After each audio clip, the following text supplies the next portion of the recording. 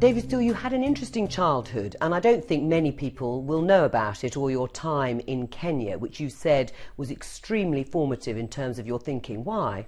Well, I was in Kenya when I was aged 11 to 15, which is a very formative period in anybody's life, and therefore, looking back on it, I realised that that was in fact the mainspring of my political beliefs, because it was nothing to do with domestic politics. We were there at the end of the colonial period, the Mau Mau rebellion, and when I came back to school and university and got involved in debating, the issues there were the massacre in South Africa, Sharpeville, and the founding of the anti-apartheid movement. I got involved in that, so that's what led me into politics. It was nothing to do with British domestic politics. So, in a sense, that influenced your interest. Why then did you choose the Liberal Party when you did get involved in domestic politics? I was anti-conservative because I didn't like their policies towards Africa, and I wasn't a socialist. So by a process of negative things, I joined the Liberal Club and found, when listening to speakers coming to talk to the University Liberal Club, that I got more and more involved. I got to know Joe Grimond extremely well because he was rector of the university. And he became my guru, and it was largely due to him that I went and eventually fought the Borders seat. And you were a baby in terms of being an MP in the House. I was the baby of the House, yes. What was that like? Quite intimidating. I mean, I was known in the press in the by-election as the boy David, and I used to hate it. I quite like it now, but in those days I didn't like it. And you said yourself that because you were a small party, there was a chance, in a way, to make your mark. You did that, of course, with the abortion bill in 1967. 6 other people had tried to change the law on abortion since 1953, and they'd all got huge support across party in the Commons, but they never got time. I had time, and also it was a long parliament, that one, 18 months, we managed to get it through. Let's talk a bit about coalition, because of course you became leader of the Liberal Party, propping up James Callaghan's minority government.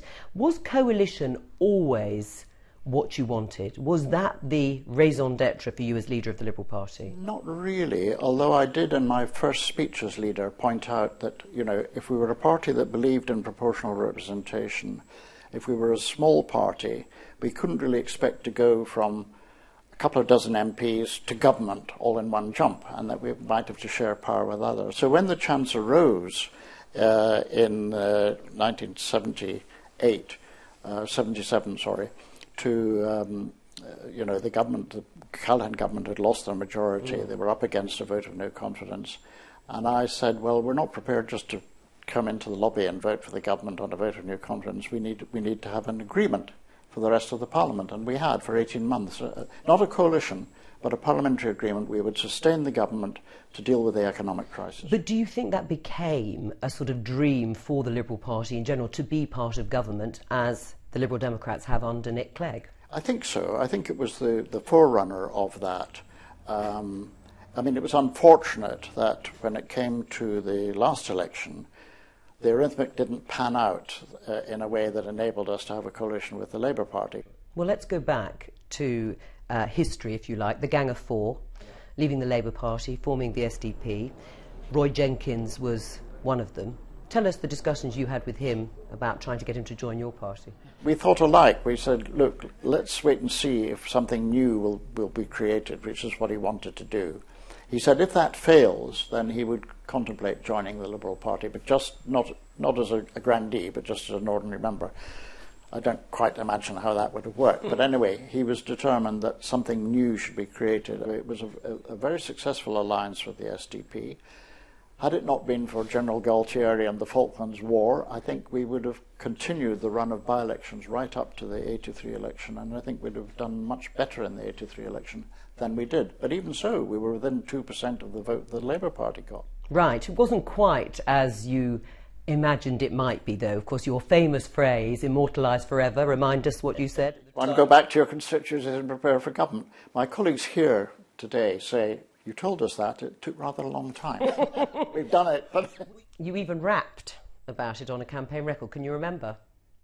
Yes, I was in New York and I met somebody who persuaded me to do a recording, yes. How did that go? I feel liberal all right, wasn't it? Yes. You can help me to change the face of British politics. Let's pull our country together instead of tearing it apart. That's what the Liberal Alliance is all about. Then enter, of course, David Owen, the SDP. Did it always irritate you that you were portrayed as the minority, sort of the smaller part of that? Yes. Yes, I suppose it irritated, but I still enjoyed the programme. I mean, you mustn't become too self-aggrandising on these things. I think it was a very effective programme. Actually, the relationship with David Owen was not like that at all. I mean, it wasn't. The reality was different. We worked perfectly well together. Let's look now to more recent times. Devolution for Scotland, something that you were a strong campaigner of. It is to some extent then a dream come true that you had a Scottish Parliament. Now, though, looking at what's happened, where do you think Scotland's heading? Well, I hope we will get out of the post-referendum situation. I hope we will get a constitutional convention or commission of some kind. Which is what the Labour Party want. The Labour Party have come on board. Our party were first in the field on that. The Labour Party's come on board. I hope the Conservative Party will. At the moment, they're keeping a sort of vague, open mind on it. But I do think that we need to head towards a written constitution. Do you have any regrets in your political life? Because you've said you've been incredibly lucky. My one regret is that I rather missed my children growing up. Because I had this very big constituency with a lot of work to do at weekends, plus being leader of the party meant going around the country. I did slightly neglect family life, I think. Suddenly they became adults, and that's the one regret I have. David Steel, Lord Steel, A Political Life. Thank you.